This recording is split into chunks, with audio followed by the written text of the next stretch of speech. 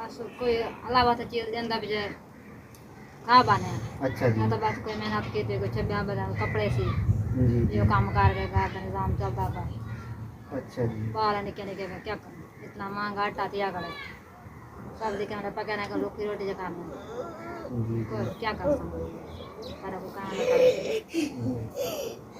तो आपके कोई बेटा बड़ा नहीं है जो आपका सहारा बन सके इन बच्चों का, छोटे बच्चों का? इन्हें को थोड़ा जहाँ बड़ा छोटा खड़ा था मिठाई वाला दुकान है, 100 कन के नाम से क्या बन गया। अच्छा जी। आप खुद यानी मेहनत मजदूरी करती हैं?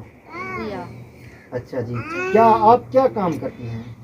पहले तो कपड़े सिलाई करे नहीं हम। अच्छा जी, पहले कपड़े सिलाई करती थी, तो आप क्या करती हैं? मशीन खराब थी कि हम उनके बाद जाकर लोगों बात तंगेरा बन दिया। अच्छा जी। ती वजह तो मशीन दे बन दी बन। तो इस हमारी बेवा माँ जी का कहना है पहले कपड़ों की सिलाई का काम करती थी, सिलाई वगैरह करके अपने इन छोटे बच्चों का पेट पाल रही थी।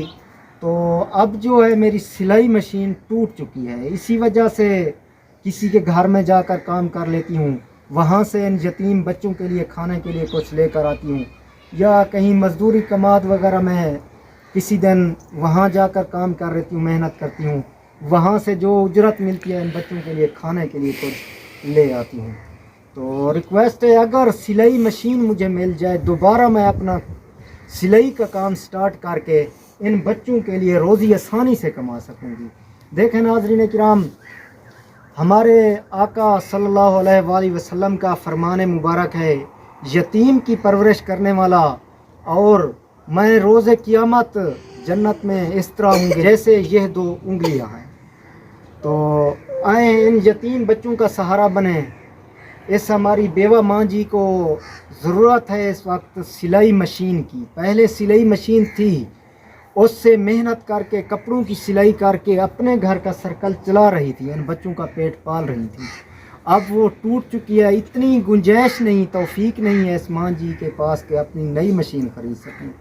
तो अपील है इस माँ जी की, मेरे साथ ताउन किया जाए, अगर मशीन मिल जाए मेरे बच्चे आसानी से खा पी सकेंगे, किसी के आगे मुझे हाथ फैलाने की ज़रूरत नहीं पड़ेगी।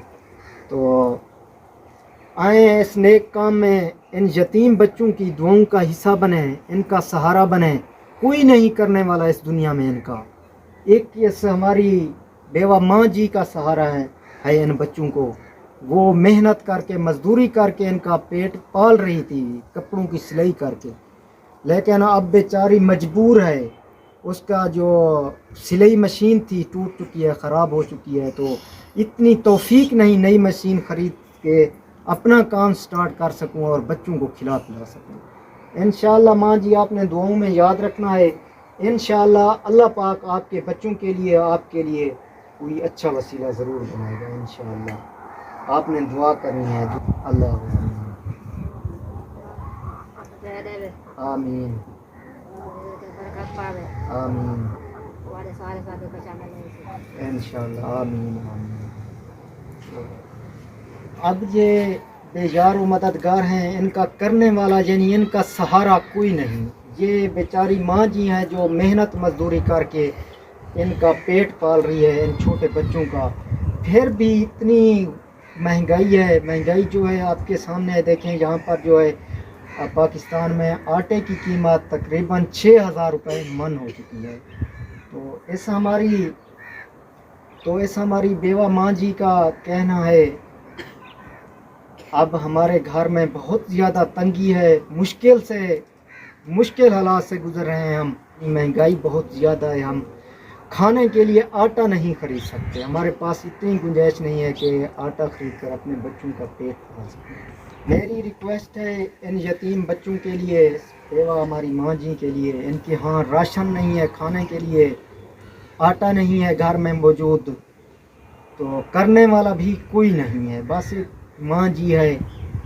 तो औरत साथ है, वो भी कोई मेहनत ज़्यादा मुशक्क़त वाला काम यानी नहीं कर सकती। इसी वजह से ये बेचारे यतीम बच्चे परेशान हैं, भूख की वजह से घर में भूख है, खाने के लिए कुछ नहीं।